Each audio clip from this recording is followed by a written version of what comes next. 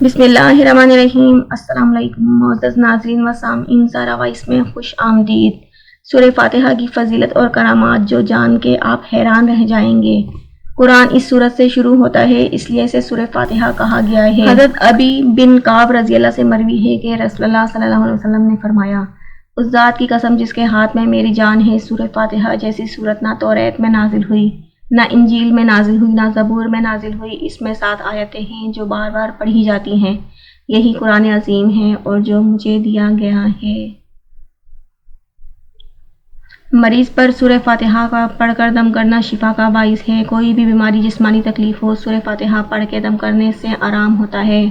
ابو سعید خدری رضی اللہ فرماتے ہیں کہ ہم لوگ سفر میں تھے اور ایک جگہ پڑاؤ ڈالا۔ وہاں ایک لڑکی آئی اور کہنے لگی، اس قبیلے کے سردار کو بچھو نے کاٹ لیا ہے، آپ میں سے کوئی ہے جو بچھو کے زہر کو اتارے گا؟ ایک صحابہ رضی اللہ ان کے ساتھ چل دیے، حالانکہ ان کے بارے میں پہلے کبھی نہیں سنا گیا تھا کہ وہ کوئی علاج کرتے ہیں۔ جب وہ صحابی واپس آئے تو ان سے پوچھا گیا، انہوں نے کہا، میں نے صرف سورہ فاتحہ پڑھی اور پھونک مار دی اور اس کو شفا ہو گئی۔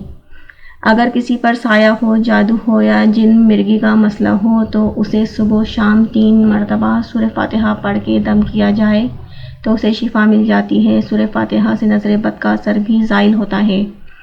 سورہ فاتحہ الحمدللہ رب العالمین، تمام تعریف اللہ ہی کے لیے ہے جو تمام کائنات کا رب ہے۔